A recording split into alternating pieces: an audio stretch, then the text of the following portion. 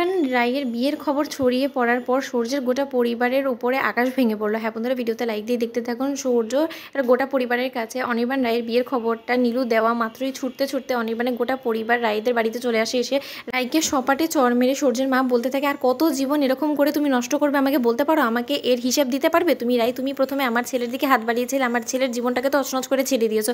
তারপরে তুমি এখন আবার আমাদেরই বাড়ির আরেক ছেলের উপরে বশ করার চেষ্টা করো। দিকে সূর্য পাগলের মতন হাসতে থাকে, হাততালি দিতে থাকে আর বলতে থাকে, বাহ বাহ বাহ, কনগ্রাচুলেশনস রাই, তুমি এখন সাকসেসফুল হয়ে গেছো। তুমি আমার দাদাভাইয়ের জীবনে অলরেডি ওয়াইফ হয়ে ঢুকে পড়েছো। এখন তুমি বিষাক্ত সাপের মতন শুধু আমার দাদাভাইকে ছোবল দিবে আর আমাদের গোটা পরিবারটাকে গ্রাস করে খেয়ে ফেলবে। তাই তো তোমার মূল উদ্দেশ্য ছিল, তাই না? এখন তো তুমি অবশ্যই সাকসেসফুল হবে। ওদিকে ডোরা বলতে থাকে যে মানতে হবে ওদের দুই বোনেদের, ওদের চরিত্রটাই হয়তো বা এরকম, ওদের গোটা পরিবারটাই জানিস তো ফ্রড, নয় তো বা এরকম দিনের পর দিন একের পর এক ছেলেদের জীবন নিয়েই ছেলে খেলা করাটা আসলে ওদের অভ্যেসে পরিণত হয়ে গিয়েছে। ওদিকে অনির্বাণ বলতে থাকে এতে রায়ের কোনো দোষ নেই। ওদিকে সূর্যের মা বলতে থাকে, অনির্বাণ তুই আমাকে একটা কথা খুলে বলতো যে কী এমন পরিস্থিতিতে তুই পড়ে গেলি যে যার কারণে তোর বিয়ে ছাড়া কোনো রকম তোর কাছে কোনো অপশনই ছিল না, আর তুই এই মেয়েটাকে বাঁচানোর জন্য এত বড় একটা রিস্ক কেন নিলি? তুই আমাকে একটু বলবি? ওর যদি বিপদে হয়েও যেত তাতে তোর কি যায় আসে বলতো? তোর তো কোনো কিছু যায় আসার কথা না। তোকে যখন আমরা বারবার করে সাবধান করেছিলাম অবশ্যই তোর ভালোর জন্য, তুই নিজের ভালোটা কেন বুঝলি না বলতো? তুই এই মেয়েটার ভালো করতে গিয়ে তুই দেখেছিস তুই নিজেকে কতটা বিপদে ফেলে দিয়েছিস। এই মেয়েটা একবার তোর ছোটো ভাইয়ের জীবনটাকে গ্রাস করে খেয়ে ফেলেছে। তোর যে ছোটো ভাইকে দেখে তো তোর অন্তত শিক্ষা হওয়া উচিত ছিল। তা সত্ত্বেও তুই কোনো কিছু না ভেবে চিনতে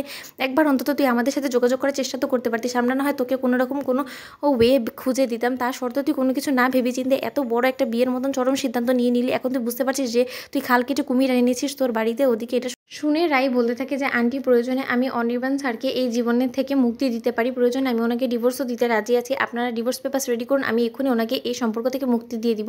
ওদিকে সূর্যের মা বলতে থাকে যে একদম তুমি ন্যাকামো করে আমার সাথে কথা বলার চেষ্টা করবে না। আমি বেশ বুঝতে পারছি এত দূর অবধি আমাদের এই বোকাশোকা ছেলেটাকে নিয়ে গিয়ে তুমি ওকে দিয়ে এত বড় একটা কাজ করাবে, তার জন্যই তুমি উদ্দেশ্যকৃতভাবে ওকে এত দূরে নিয়ে গিয়েছিলে, তাই না? নয়তো বা ও এত দূরে কেনই বা যাবে? ওর তো ওখানে যাওয়ার কথা না।